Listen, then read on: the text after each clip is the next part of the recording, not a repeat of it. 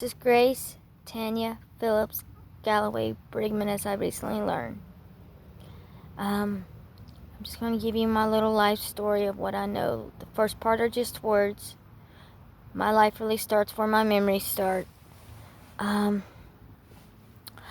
know the system threw me out when I was 21 years old because I didn't have enough money for the adult programs. I know I lived in 2 shelters in my lifetime. I know I lived 2 years in the woods, probably somewhere in Anderson where my life starts. But before I get there, I know I finally found my family as being an adult. The woman I found out who wasn't my mother, who I grew up knowing as my mother, was not my mother. She had me committed probably just to get me away from the family like she had done plenty of times as a kid. She knew I was autistic. She knew I ranked high in protective instincts. Probably gave the wrong information because when you grow up in the system, you get plenty of different titles and different names. But I'm autistic, the old-fashioned form, the kind you use your heart, not words or your head.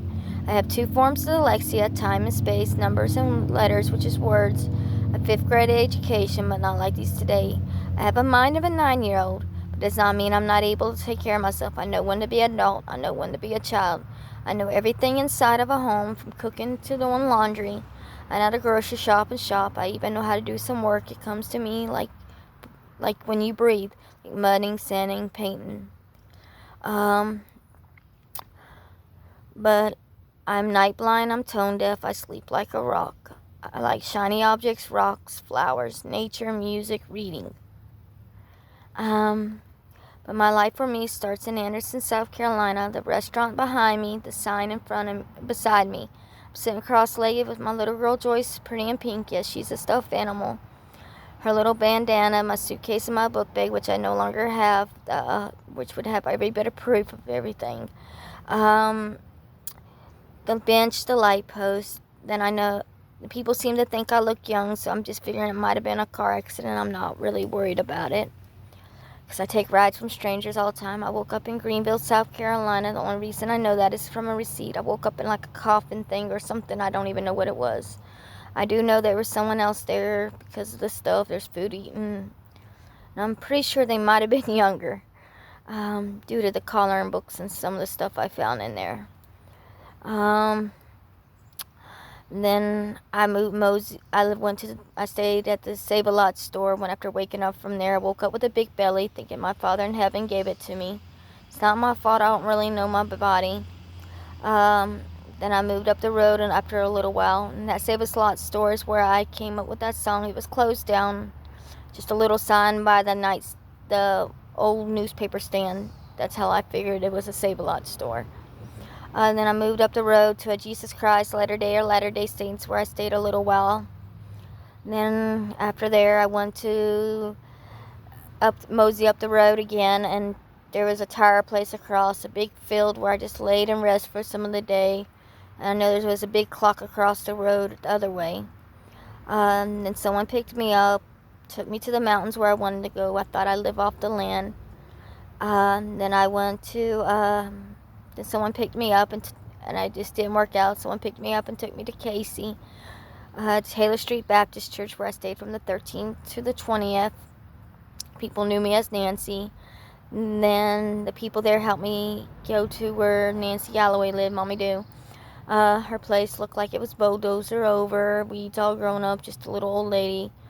The police showed up, and they gave me a ride to the Roll Inn on Augusta Road, talking about they'll save me money from a cab. They vouched for me because I had no ID. I stayed at the Roll Inn on Augusta Road in Honeypath for about a week. I paid 2 nights. Someone calling saying they were a mother. Their voice was cold, and it kind of freaked me out. Never showed up. And then kind people helped me get a room for a little bit longer. Then the lady there took me to Lawrence, where I stayed one night in the woods. And then I lived with some strangers. I stayed about 3 days in the room. The kind Walmart people helped me get it. I lived with a couple strangers. And then I lived in the abandoned workshop. The last one I lived with, I wish I kind of just got back in the truck and stayed there. And then I lived in North Carolina for like 2 months. And then I stayed in Spartanburg, and now I'm back in Lawrence. But my memories for me are the Anderson one, which I told you. The chili cook-off in Casey, where they knew me as Nancy. We put stickers on all kinds of things. They had a game. They have all kinds of games called a cakewalk, which I knew as musical chairs. All these different things. The band and workshop. When I talk about memories, I can close my eyes and be right back there. And in the mountain where I had the big belly, I danced in the water. I just thought I might have died there because I couldn't get enough to eat the way I was treated in Greenville. When the Walmart women got me that room, I could feel that life. Even though I took the pregnancy test, I still felt some kind of weird feeling in my stomach. Then that's what the band and workshop's about. It woke me up one night just laughing and giggling. It was like I almost had my heart. It's the most joyfulest feeling I ever. And the motorcycle ride for Toys for Tots.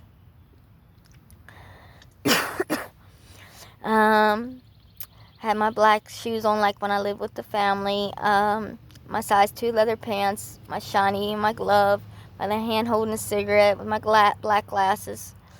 That's where it starts, but the most wonderful thing was knowing all those kids would be happy. So those are all my memories. And the next thing to tell you, when I lived in the band and workshop, I got in trouble for flying a sign. I didn't know it was against the law. They told me I could put my stuff up when I came back to get the second one. The police officer grabbed my hands and put them behind my back. I told him he couldn't because I had a filter. Boy, it freaked me out, kind of like the police car. You couldn't get out of it. Man, I snatched my hand right out. And when another police car came up, they took me out. But this is basically my life story for me.